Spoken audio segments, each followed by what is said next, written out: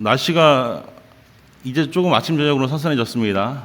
그래서 지난주까지만 해도 날씨가 더워서 지난 한 두 달이 넘은 것 같아요. 두 달여간 에어컨이 멈추지 않고 돌아가는 것 같습니다. 쉬지 않고 돌아가요. 에어컨이 돌아가면 시원한 바람이 나서 참 좋습니다. 땀도 다 마르고요. 그런데 이와 동시에 공기 또한 건조하게 만듭니다. 겨울이 되면 물론 우리가 히터가 들어오고 공기가 건조해져서 수건을 집에 널어놓고요, 좀 습기를 주기 위해서 우리가 노력을 합니다. 그런데 여름인데도 에어컨이 쉬지 않고 돌아서 집이 건조해서 피부가 마르고요, 감기에 쉽게 걸리기도 합니다. 어찌됐든 우리는 그 건조함에 그 습도를 맞추기 위해서 수건도 걸어놓고 가습기도 틀어놓고요, 여러 가지 노력을 합니다. 이렇게 우리는 살아가는 지혜를 배우고 그 지혜를 사용하며 우리는 살아갑니다. 그런데 우리 육적인 생활도 이렇게 건조함 가운데 생활하잖아요. 우리가 오늘 말씀을 보시면서 영적인 건조함에 대해서 한번 생각해 보셨으면 좋겠습니다. 오늘 말씀은 그 로마서 8장의 말씀에 포커스가 맞춰지지 않습니다. 제가 중요한 부분 말씀을 뽑은 거고요. 여러 말씀이 있습니다. 오늘 잘 집중해서 들으셔야 돼요. 이해가 안 되실 수도 있습니다. 잘 집중해서 말씀 하나하나를 들으셨으면 좋겠습니다.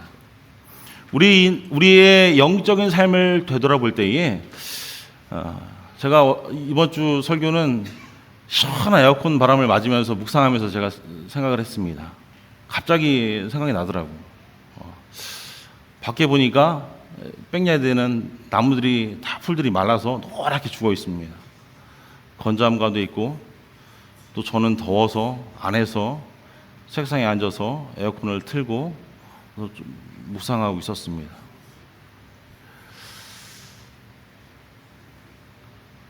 백야드에 있는 나무가 죽어있는, 풀들이 죽어있는 모습을 보면서 우리는 영적으로 이렇게 메말라 가고 있지는 않은가라는 생각이 문득 들었어요. 우리는 영적 건조함의 시기를 누구나 보냅니다. 저도 목사고요, 우리 장로님도 계시고요, 우리가 다 어떤 직분이 있고 교회에서 감당하는 일들이 있지만, 수십 년 우리가 신앙생활을 해오지만 그 수십 년의 신앙생활 가운데 얼마나 많은 건조함을 여러분은 느끼며 살아오십니까? 저는 매일매일 건조할 때가 있어요, 요즘에. 아마도 우리 모두는 그런 영적인 건조함의 시기를 누구나 경험했으리라고 저는 확신합니다. 주님과 멀어지고, 어떨 때는 우리 안에 열매가 없고요, 의욕이 없고요, 어쩌면 길을 잃은 것 같은 그런 삶을 살아갈 때가 있습니다. 내가 하나님의 자녀로 그리스도로 살아가고 열심히 헌신함에도 불구하고 여전히 길을 잃은 시기를 보내고 있음을 우리는 느낍니다. 주님과의 친밀한 교제하는 그 느낌이 사라질 때가 있어요. 우리가 열심으로 기도하는 것 같고요, 열심으로 성경 보는 것 같습니다. 열심으로 예배에 참석하는 것 같은데 그리스도를 사랑하고 섬기려는 그 불타는 열망이 줄어듦을 우리는 스스로 너무나 잘 알고 있습니다. 아마 그게 지금 저와 여러분의 모습일 수도 있습니다. 어쩌면 우리는 영적인 가뭄에 수반되는 수많은 감정과 지금 씨름하고 있을지 모릅니다. 여러 가지 많은 믿음 생활 가운데 혼란과 하나님에 대한 의심과 하나님이 나에 대한 어떤 무관심이 있지 않은가, 심지어는 세상 사람들 이야기는 우울증까지 걸리는 것이 현대 기독교인들의 모습이고 저와 여러분들의 모습이 아닐까 생각을 합니다. 그래서 오늘 말씀을 우리가 함께 나누면서 성경 가운데서 우리가 영적으로 건조하게 하는 그 이유가 무엇인지 그 원인을 우리가 살펴보고요, 그 원인에 대해서 어떻게 하면 우리가 이 원인을 하나님은, 성경은 치유할 수 있는지에 대해서 그 치유책을 우리가 함께 잠시만 나눠보고자 합니다. 그래서 우리가 그리스도인이라면, 그리스도인이 뭐예요? 정죄로부터 자유로워지고 예수 그리스도와 연합함이 되었고 성령이 우리 안에서, 우리 영혼 안에서 거주하는 우리가 그리스도인이라면 우리는 어떻게 여전히 이러한 영적인 건조함 가운데 그것을 경험하며 살아갈 수밖에 없습니까? 우리는 질문해야 돼요. 내가 온전한 그리스도인이라면 내가 영적인 건조함 가운데, 영적인 가뭄 가운데 내가 여전히 살아갈 수밖에 없나를 다시금 돌아보아야 합니다. 거꾸로 말씀드리면 뭐예요? 좀 말씀이 어렵죠? 내가 진정한 크리스찬이 아니기 때문에 내가 온전한 그리스도인의 삶을 살지 못하기 때문에 영적인 가뭄을 경험하고 영적인 건조함을 경험하며 살아가고 있지는 않은가를 돌아보아야만 한다는 겁니다. 무엇이 저와 여러분의 삶 가운데 건조함을 유발시킵니까? 그리고 우리가 어떻게 그 건조함 가운데, 가뭄 가운데 그 가뭄을 해결할 수 있겠습니까? 세 가지만 살펴보길 원합니다. 그리고 그 세 가지 원인에 대해서 우리가 어떻게 하면 치유받을 수 있는지 성경 가운데, 말씀 가운데 함께 찾아보길 원합니다. 첫 번째 원인은요, 영적인 건조의 원인은 죄를 품는 것입니다. 죄 가운데 머물러 있는 거예요. 오늘 집사님께서 기도하시는 중에 저는 깜짝깜짝 놀랍니다. 늘 기도하시는 그 대표 기도하실 때마다 제 설교에 그 포인트가 다 들어와 있어요. 우리가 죄인 줄로 알면서도 그 죄 가운데 여전히 머물러 살고 있는 우리의 모습을 발견합니다. 로마서 6장 2절 말씀은 이렇게 말씀하죠. 그럴 수 없느니라 죄에 대하여 죽은 우리가 어찌 그 가운데서 살리요. 죄 가운데서 죽은 우리가 어찌 그 가운데서 살 수 있겠습니까? 우리는 두 주인을 섬길 수 없습니다. 하나님이라는 주인, 죄라는 주인을 동시에 섬길 수가 없는 거예요. 6절 말씀은 이렇게 말씀하죠. 우리가 알거니와 우리의 옛사람이 예수와 함께 십자가에 못 박힌 것은 죄의 몸이 죽어 다시는 우리가 죄에게 종노릇하지 아니하려 함이니. 우리의 옛사람이 예수 그리스도의 피 묻은 복음의 그 십자가에 함께 죽어서 우리의 몸이 다시금 죄 가운데 종노릇하지 못한다라고 말씀합니다. 하지만 우리의 삶을 돌아와 볼 때 우리가 어떻습니까? 나의 모습을 한번 돌아보셨으면 좋겠어요.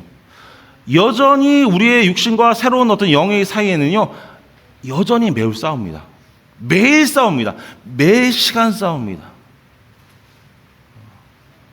주일 아침에 어떤 싸움이 있습니까? 아이들 키우시는 부모님들은 아이들이 교회 가기 싫다고 할 때가 있어요. 아이들이 피곤하고 늦잠 잘 때가 있습니다. 그러면 갈등하죠. 가야 되나 말아야 되나? 작은 갈등이에요. 그거. 우리 육신에서 원하는 것이 있습니다. 세상적으로 원하는 것이 있고요. 하나님이 원하시는 것이 있습니다. 그 가운데서 우리는 매일 싸웁니다. 저는 유혹에 쉽게 반응하는 것이 우리 인간의 본성이라고 생각합니다. 그게 뭐 본성이라고 해서 당연히 유혹 가운데 우리가 넘어갈 수 있다라고 저는 말씀드리는 것은 아니에요. 그 유혹 때문에 크리스찬임에도 불구하고 우리 삶을 자꾸만 하나님과 그 삶을 나누려고 합니다. 죄의 유혹에 세상과 하나님을 이렇게 갈라서 나누려고 해요. 여러분이가 주님과 멀어졌다고 느낀다면 더 이상 우리 마음 가운데 하나님의 말씀에 합당하게 그 시간을 보내고 싶지 않다고 느낀다면, 아니 하나님을 섬기는데 내 마음이 강팍해지고 심지어 다른 사람들에게도 강팍해진다면, 강팍한다는 의미는 무엇입니까? 고집스러움을 의미합니다. 고집스러움.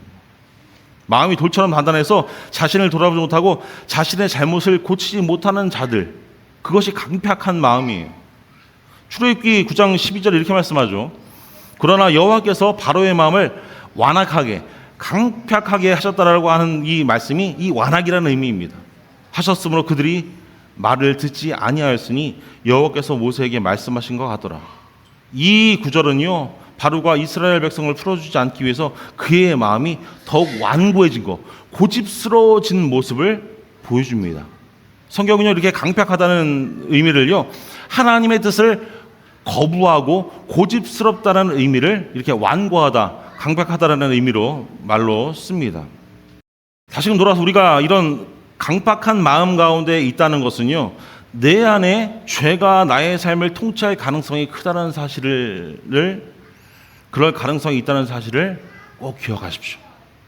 내가 자꾸만 하나님 앞에서 완고해, 고집이 세. 내가 자꾸만 다른 사람들에게 고집이 있어요.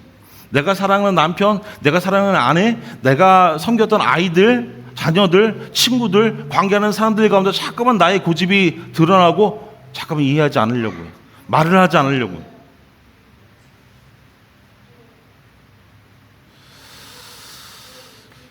이럴 때 죄가 우리 가운데 영향력을 발휘하고 있다는 사실입니다. 꼭 기억하셨으면 좋겠어요. 내가 왜 이러지? 그래도 내가 왜 이러지라고 생각하는 자체가 전 소중하다고 생각합니다. 내가 왜 이러지? 내가 왜 이럴까? 사랑하는 여러분, 죄는요 항상 우리를 아버지 하나님으로부터 멀어지게 하는 일을 합니다. 죄는 우리의 초점을 위로 하나님께로 향하지 못하게 하고요. 자꾸만 내 안으로 향하게 합니다. 내 안에 무언가 채우기를 원하고요. 내 안에 필요한 것을 얻기를 원하고요. 내 안에 내가 원했던 그 답들을 얻게 하려고 하는 것이 죄예요. 근데 그 종국은 어떻습니까? 결국 그 죄로 인하여 우리는 수치심과 절망으로 내려앉을 수밖에 없다는 사실을 우리는 잘 알고 있습니다. 여러분, 죄에 대한 해결책은 간단합니다. 제가 말씀드리지 않아도 잘 아시죠? 회개입니다. 회개. 우리가 수많은 죄를 지고 죄의 본성 가운데 여전히 지금도 씨름하며 허덕이며 죄 가운데 낙담하며 오늘도 죄를 지며 살아갑니다. 하지만 그 죄의 해결책은 하나님은 분명히 우리에게 말씀하고 계세요. 회개하면 됩니다. 우리는 그 회개의 모습을 다윗에게서 어쩌면 고통스럽지만 아름다운 그 모습을 발견할 수 있습니다. 다윗은 하나님의 마음에 드는 사람이었는데 어느 순간 깊이 죄에 깊이 빠져들어서 자신의 실수를 숨기기 위해 죽임까지도 살인까지도 정당화했습니다. 시편 51편 11절로 12절 말씀 보세요. 다윗의 이제 기도입니다. 회개의 기도예요. 나를 주 앞에서 쫓아내지 마시며 주의 성령을 내게서 거두지 마소서. 주의 구원의 즐거움을 내게 회복시켜 주시고 자원하는 심령을 주사 나를 붙들어 주십시오. 그 전에 쭉 1절부터 쭉 10절까지 보시면요, 회개의 그런 내용이 나옵니다. 우스스로 날 정결케 해주시고 나를 깨끗하게 해주십시오. 그리고 나중에 이렇게 고백하는 거예요. 하나님, 나를 하나님의 면전에서 쫓아내지 마시고 하나님의 성령을 내게서 거두지 마십시오. 하나님의 구원의 기쁨을 내게 회복시켜 주시고 내가 다시금 주님께 하나님께 순종할 수 있도록 도와주십시오 라고 기도하는 것이 다윗의 회개의 모습입니다. 사랑하는 여러분, 다윗은 죄로 인해 잃어버린 구원의 기쁨을 회복해달라고 주님께 기도합니다. 죄가 하나님과 나 사이를 나누고 끊을 수 있는 힘이 있다는 것을 알고 있었기 때문에 하나님께 기도하는 거예요. 하나님, 죄가 나와 하나님 사이를 끊기 때문에 하나님 제발 나를 버리지 마십시오 라고 하나님께 간구하는 겁니다. 간구. 용서해 주시고 나를 제발 버리지 마세요 라고 하나님께 간구하는 겁니다. 사랑하는 여러분, 우리 삶 가운데 습관적인 죄가 있으시다면 그것을 죽이기 위해 노력하십시오. 죽인다는 표현이 격할 수 있습니다. 하지만 그 죄를 죽이기 위해 노력하십시오. 영국의 신학자였던 존 오웨이는 이렇게 이야기하죠. 항상 죄를 죽이십시오. 그렇지 않으면 죄가 여러분을 죽일 것입니다. 두 번째 영적 건조의 원인은요, 우리가 가진 인간적인 감정을 신뢰하는 겁니다. 우리의 마음은 우리가 알고 있듯이 참 변덕스럽습니다. 안 그러신가요? 변덕스러워요. 아무리 생각해도 저도 변덕스럽습니다. 아이들을 대할 때도요, 어느 때는 잘해주고 어느 때는 괴물처럼 변할 때가 있습니다. 저의 감정을 저는 신뢰하지 않습니다. 잘. 그래서 예레미야는 그래서 이렇게 이야기하죠. 우리의 마음이 모든 것보다 거짓되다라고 예레미야 17장 9절 말씀에 이렇게 말씀합니다. 마음을보다 거짓되고 심히 부패한 것은 뭐예요? 우리의 마음입니다. 누가 알리오마는 하나님을 아시죠. 종종 우리가 주님과 멀어지고 예전처럼 하나님의 사랑을 느끼지 못할 때에 그것은 우리가 가져야 할 믿음보다는 내 마음 가운데 매일 움직이는, 갈대처럼 움직이는 그 감정에 나의 신뢰, 믿음을 두었기 때문입니다. 성경은 우리의 믿음에서 이렇게 이야기하죠. 잠언 3장 5절 말씀이에요. 너는 마음을 다하여 여호와를 신뢰하고 내 명철을 의지하지 말라. 마음을 다하여 하나님을 신뢰하고 내 명철, 내 마음, 내 지혜를 의지하지 말라. 이것이 믿음의 의미예요. 우리가 믿고 있는 하나님은, 우리 주님은 변함없고 움직이시지 않으시며 확고부동이라고 말씀하죠. 움직이지 않으십니다. 반대로 우리의 감정에 대해서는 하나님처럼 이렇게 움직이지 않는 것이 우리의 마음이라고 할 수 없습니다. 이리저리 휘청거리는 것이 저 여러분의 마음이에요. 한 주를 되돌아보십시오. 우리가 주일날 예배 드리고 나서요, 항상 집에 가면서 생각하는 것은 이번 한 주는 더 이 말씀대로 좀 따라 살아야지. 지난주에 우리가 베데스다의 안전뱅이에 대해서 말씀 나눴잖아요. 말씀 듣고 나서 무슨 생각하셨습니까? 나도 주님께서 일어나 걸어라 부르실 때에 핑계대지 않고 내가 네, 낫기를 원합니다 라고 하나님께 부르짖으면서 하나님 내 이 문제가 해결되길 원합니다라고 부르짖으면서 벌떡 일어나야지. 예수님 손 붙잡아야지. 이런 생각을 가지고 예배당에서 나왔는데 나오고 나서 일주일의 삶을 돌아볼 때 어떻습니까, 여러분? 이리저리 휘청거리며 또 어지러운 그런 마음 가운데 교회에 나오지 않으셨습니까? 사랑하는 여러분, 우리는요, 우리의 마음을 신뢰해서 하나님을 이해하기보다는 우리의 마음을 전적으로 모두어서 하나님을 하라는 명령을 받았습니다. 우리가 감정으로 이해해서 하나님을 이해할 수 없어요. 하나님은 그런 분이 아닙니다. 우리의 모든 것을 다 내어놓고 하나님께 나아갈 때에 우리는 믿음으로, 신뢰함으로 하나님을 믿을 수가 있는 겁니다. 이러한 문제 가운데 있을 때에 저는 치유책은 성경이라고 생각합니다. 말씀. 이런 원인이 우리의 어떤 알람을 울리면 우리는 아마도 말씀보다 우리의 생각과 우리의 감정에 더 많은 시간을 보내고 있음을 발견할 겁니다. 내가 하나님의 말씀을 저 뒷전에 두고 내 생각대로 행동했구나. 나의 마음대로 행동했구나. 그래서 오늘 읽은 우리가 본문의 말씀을 한번 보셨으면 좋겠어요. 로마서 8장 31절로 39절 말씀 보시면요, 예수 그리스도를 통해서 우리가 받은 사랑에 대해서 깊이 있게 기록하고 있습니다. 저는 성경을 통틀어서 로마서 8장을 제일 사랑합니다. 로마서 8장이 거의 복음의 핵심이라고 저는 생각을 해요. 로마서 8장이 다 들어있습니다. 아마 집에 가서 한번 읽어보셨으면 좋겠어요. 긴 장이지만 그 긴 장 안에 모든 것이 다 포함되어 있어요. 제가 오늘 다시금 봉독해 올립니다. 31절 말씀부터예요. 그런즉 이 일에 대하여 우리가 무슨 말을 하리요? 만일 하나님이 우리를 위하시면 누가 우리를 대적하리요? 자기 아들을 아끼지 아니하시고 우리 모든 사람을 위하여 내주신 이가 어찌 그 아들과 함께 모든 것을 우리에게 주시지 아니하겠느냐? 누가 능히 하나님께서 택하신 자들을 고발하리요? 의롭다 하신 이는 하나님이시니 누가 정죄하리요? 죽으실 뿐 아니라 다시 살아나신 이는 그리스도 예수시니 그는 하나님 우편에 계신 자요 우리를 위하여 간구하시는 자신이라. 누가 우리를 그리스도의 사랑에서 끊으리요? 환난이나 공고나 박해나 기근이나 적신이나 위험이나 칼이랴. 기록된 바 우리가 종일 주를 위하여 죽임을 당하게 되며 도살당할 양같이 여김을 받았나이다 함과 같으니라.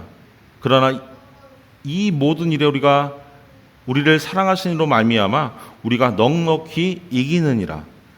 내가 확신하노니 사망이나 생명이나 천사들이나 권세자들이나 현재일이나 장래일이나 능력이나 높음이나 깊음이나 다른 어떤 피조물이라도 우리를 우리 주 그리스도 예수 안에 있는 하나님의 사랑에서 끊을 수 없으리라. 아멘. 아무것도 저와 여러분을 그리스도 안에 있는 하나님의 사랑에서 떼어놓을 수 없습니다. 믿으십니까? 아멘.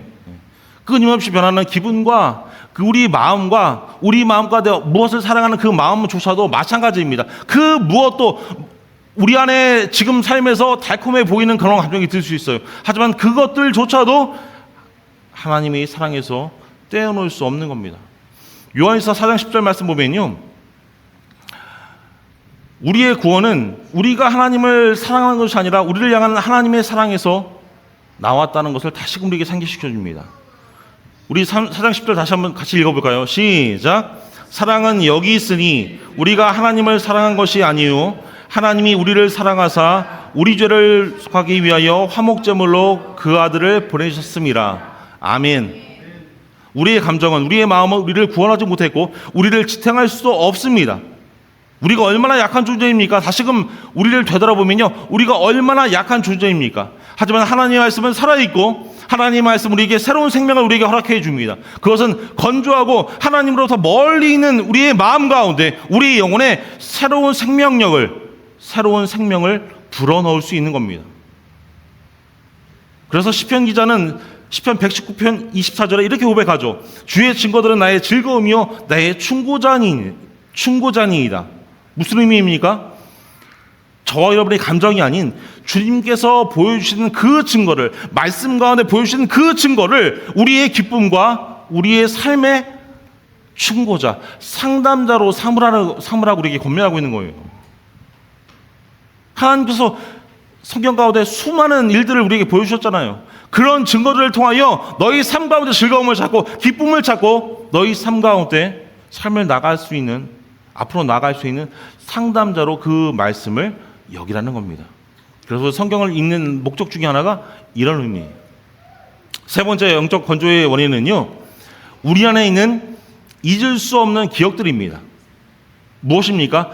미래에 대한 어떤 두려움이나 과거에 대한 원망이에요. 이것들은 우리의 영혼을 말라붙게 하고 마음을 돌처럼 굳게 만들 수 있습니다. 아니, 돌처럼 굳게 만드는 것 같아요. 두려움과 원망은요, 어쩌면 다른 상태이지만 같은 뿌리에서 나옵니다. 두렵거나 원망스러운 마음을 가지고 있다는 것은요, 우리 하나님, 우리 주님의 선하심을 잊었을 가능성이 큽니다. 잘 생각해서 들으셨으면 좋겠어요. 두려움의 경우에 이미 하나님께서 말씀과도 약속하셨죠. 이미 저와 여러분을 안전하게 지켜주셨다는 그 약속을 잊어버리고 결코 우리를 떠나거나 버리지 않겠다는 그 약속을 잊은 겁니다. 그것이 전 두려움이라고 생각해요. 히브리서 13장 5절로 6절 말씀입니다. 돈을 사랑하지 말고 있는 바를 족한 줄로 알아. 그가 친히 말씀하시기를 내가 결코 너희를 버리지 아니하고 너희를 떠나지 아니하리라 하셨느니라. 그러므로 우리가 담대히 말하되 주는 나를 돕는 이시니 내가 두려움 가운데 무서워하지 아니하겠노라. 사람이 내게 어찌 아니하노라. 사람이 나에게 어떻게 하겠습니까? 하나님이 내가 결코 너희를 버리지 아니하고 너희를 떠나지 않는데 다른 사람이, 다른 환경이, 다른 어떤 그 무엇이 나에게 두려움을 줄 수 있겠습니까? 원망의 경우도 마찬가지예요. 하나님이 자비가 과거의 고통 가운데 있었던 그 잃어버린 날들을 다시금 회복시킬 수 있던 그 능력을 내가 잊은 거예요.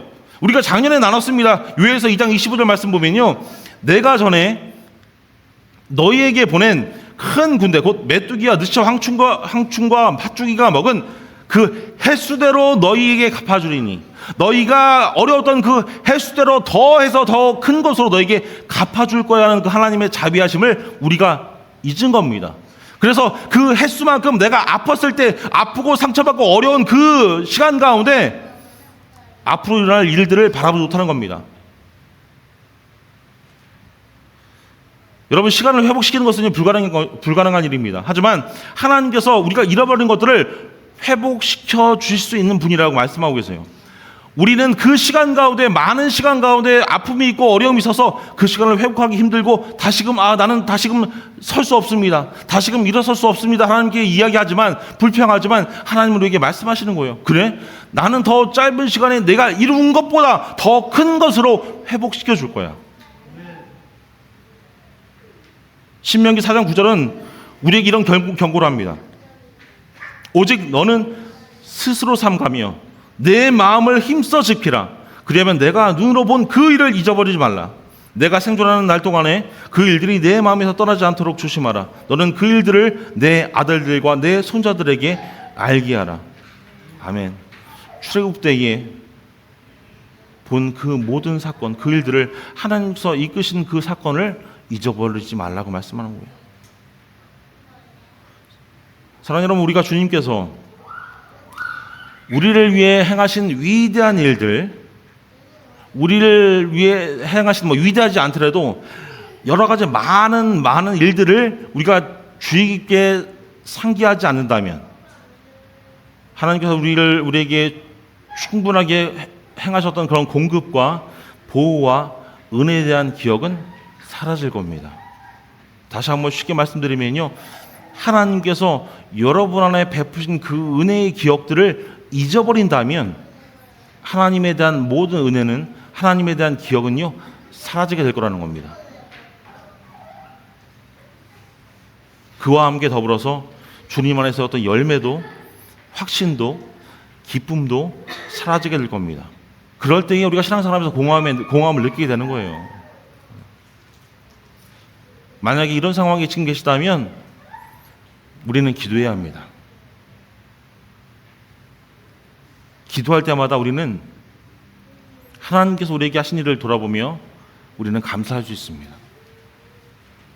기도하면서요, 우리가 늘 회개하고 제일 많이 하는 것이 무엇입니까? 회개와 감사하잖아요. 감사. 간구를 제일 많이 하시나요? 물론 간구를 제일 많이 하실 수 있지만 감사를 먼저 하시잖아요.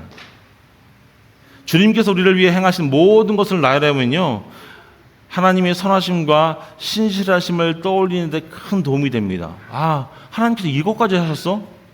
돌아보니까 보이는 거예요. 돌아보지 않으면요, 내 안에 베푸신 것들을 잊어버립니다. 하나님께서 오늘의 삶 가운데 우리에게 건강을 허락하여 주셔서 눈을 뜨게 하시고 세수를 하게 하시고 먹을 것을 먹게 하시고 교회에 나오게 하셨잖아요. 되돌아보지 않으면요, 그것이 그냥 당연한 것처럼 느껴집니다. 하지만 다시금 우리의 삶을 되돌아봐서 그 삶의 순간순간들을 잘 나열해보면요, 아, 하나님이 이렇게 선하셔서 나에게 이런 일을 나에게 감당하게 하셨구나. 그리고 그 다음 과정을 이렇게 나에게 주셨구나. 그래서 우리 삶에 기도하면서 감사가 넘쳐야 할 줄을 믿습니다. 시편 기자의 이야기처럼 시편 9편 1절 말씀입니다. 내가 전심으로 여호와께 감사하며 주의 모든 기이한 일들을 정하오이다. 나는 온 마음으로 주님께 감사드리며 하나님께서 행하신 놀라운 일들을 나의 삶 가운데 이야기하겠습니다. 남편에게, 아내에게, 우리가 믿음으로 성장하길 원하는 자녀들에게, 그리고 관계하는 우리 사랑하는 가족들 가운데 이런 간증이 넘쳐나게 될 수 있기를 축원합니다. 네. 사랑하는 여러분, 여러분의 영적인 건조 상태에 처한 이유가 무엇이든 여전히 여러분 마음 가운데 죄를 품고 있던, 감정에 대한 어떤 잘못된 기억 가운데, 그 감정에 대한 잘못된 신뢰 가운데 있으시던, 잊혀지는 않는 나쁜 기억, 다른 어떤 원인 때문이든 여러분의 영혼, 여러분의 마음, 나의 마음을 위해, 나의 영혼을 위해 기도하십시오. 다른 사람에게 중보하는 것도 중요한데요, 매일 기도에 있어서 시작할 때 나를 위해 먼저 기도하십시오. 내가 깨끗해야 깨끗한 기도를 할 수 있잖아요. 내가 바로 서야 바로 서는 기도할 수 있습니다. 내가 성령 충만하지 못한데 성령 충만한 기도를 할 수 없어요. 그래서 우리의 영혼을 위해서, 우리의 마음을 위해서 기도하십시오. 우리는 오직 하나님만이 굳은 돌 같은 나의 마음을 제거하고 부드러운 마음으로 바뀔 수 있다는 그 사실을 알고 있습니다. 에스겔서 36장 26절 이렇게 말씀하잖아요. 또 새 영을 너희 속에 두고 새 마음을 너희에게 주되 너희 육신에서 굳은 마음, 돌같이 굳은 마음을 제거하고 부드러운 마음을 줄 것이라고 우리에게 말씀하고 있습니다. 이것이 우리가 우리 자신에게 매일 복음을 전해야 하는 이유입니다. 우리가 구원받은 그 확신을 가지고 살잖아요. 하지만 매일의 삶 속에 그 구원에 대해서 얼마나 생각하십니까? 예수님께서 핏값으로 십자가에서 달려 돌아가시고 나의 그 죄값을 다 지불하셨는데, 그래서 내가 구원을 받았는데 그 구원에 대해서 여러분은 얼마나 생각하십니까? 매일 생각하세요? 저도 매일 생각하지 않는 것 같아요. 말씀을 준비하다 보니까 매일 생각하지 않아요. 말씀을 볼 때야 그때만 생각합니다.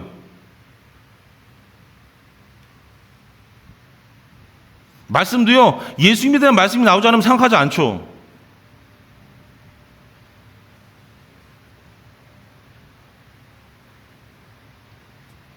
어떠십니까? 여러분 마음과 이게 진정한 복음에 대해서 매일 증거하며 그것이 중요하다고 여기며 살아가십니까? 십자가에 달리신 예수 그리스도께서 나의 죄를 위하여 십자가에 달려 돌아가시고 나의 정죄가, 모든 죄악이 다 구속받아서 그 예수님의 피값으로 내가 아무런 공로 없이 저 천국에 갈 수 있는 하나님의 양자됨을 받았다는 그 복음이 정말 여러분 마음 가운데 매일 다시금 소가 되새김질하듯이 되새기며 살아가십니까?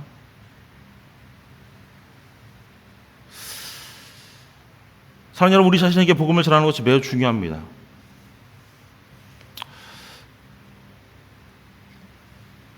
우리는 죄에 대해서 죄가 얼마나 하나님 보시기에 합당하지 못하고 죄가 얼마나 치명적인 무게가 있는지에 대해서 더 많이 생각하면 생각할수록 죄의 유혹에서 우리는 멀어질 수 있습니다.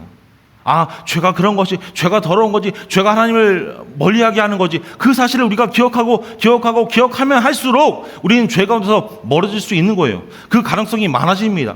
예수님을 더 많이 생각하고 더 많이 묵상하면 할수록 내 마음은 예수님의 그 유일한 주권에 복종하기가 더 쉬워집니다. 예수님의 그 말씀에 복종하기가 더 쉬워져요. 내가 하나님께 받은, 우리 구주 예수 그리스도를 통해 받은 은혜를 기억할 때에 두려움과 원망이 우리 가운데 뿌리내리기가 어렵습니다.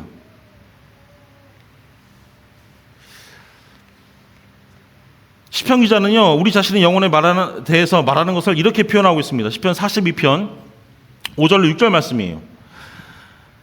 내 영혼아, 내가 어찌하여 낙심하며 어찌하여 내 속에서 불안해하는가?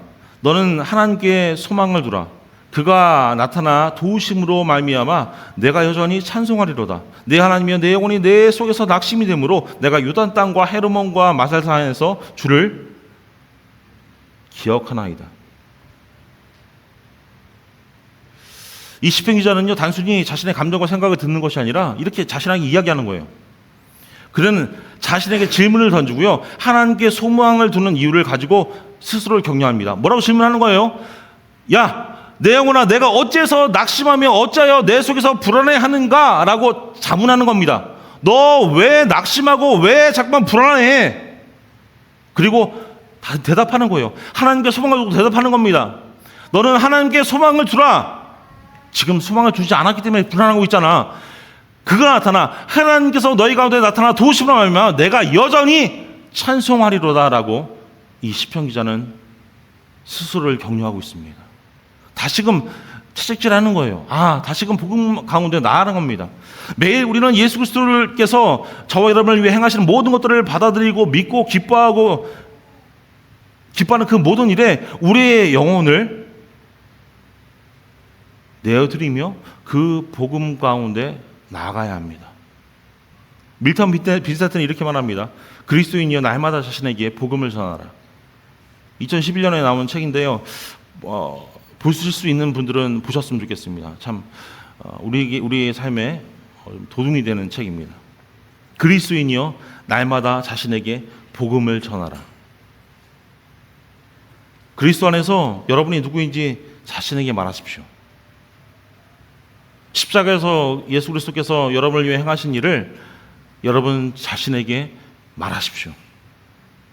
예수님께서 십자가에 왜 달려신지를 여러분 자신에게 말하십시오.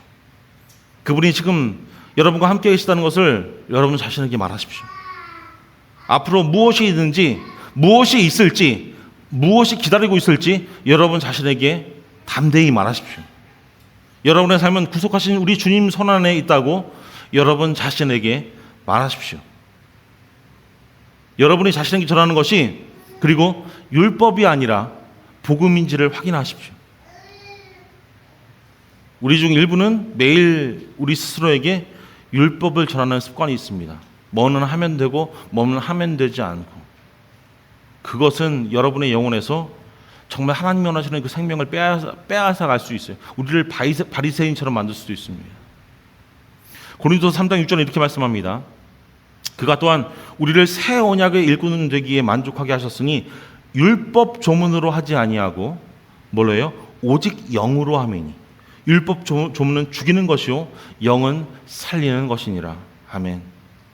우리 그리스도인들은 때때로 영적인 훈련에 대해서 이야기합니다. 성경을 읽고요, 기도를 하고요. 하지만 이 모든 우리가 생각하는 영적인 훈련 맨 위에 이것을 두십시오. 매일 나의 삶 가운데 내 스스로 내 자신에게 복음을 전하십시오. 믿지 않는 사람에게 복음을 전하는 것도 중요하지만 우리 스스로에게 먼저 복음을 전하십시오. 말씀 마무리께서 사랑하는 여러분, 우리 그리스도인의 삶은 믿음의 삶입니다. 믿음은 그리스도께서 십자가에서 이루신 모든 것을 붙잡는 겁니다. 아멘. 네. 그래서 이 믿음을 키우는 것이 건강한 그리스도인의 삶의 최우선입니다. 매일 우리 자신에게 복음을 전하면 우리의 영혼이 더욱더 강화되고 우리의 영혼이 새로워지고 우리의 영혼이 다시금 회복될 줄로 믿습니다. 그리스도께서 십자가에서 이루신 모든 것을 여러분은 붙잡고 계십니까? 예수 그리스도께서 십자가에 못 박혀 죽으시고 부활하셔서 구원하신, 그래서 우리 가운데 말씀하신 그 생수의 근원이신 예수 그리스도를 믿으면 우리 안에 어떠한 영적인 갈급함도, 영적인 어떤 건조함도, 가뭄도 다 축축히 젖는, 절대로 우리 영혼이 마를 수 없는 그런 삶을 살게 될 줄로 믿습니다. 사랑하는 사랑가족들 모두가 매일의 삶 속에서 우리의 죄를 다시금 시인하시고요, 말씀 가운데 또 기도함 가운데 뻔한 어떤 결론이지만 더욱더 겸손히 나아가시기를, 매일 복음을 자신에게 증가하며 나아가시는 우리 사랑가족들 다 될 수 있기를 주님 이름으로 축원합니다. 기도하겠습니다.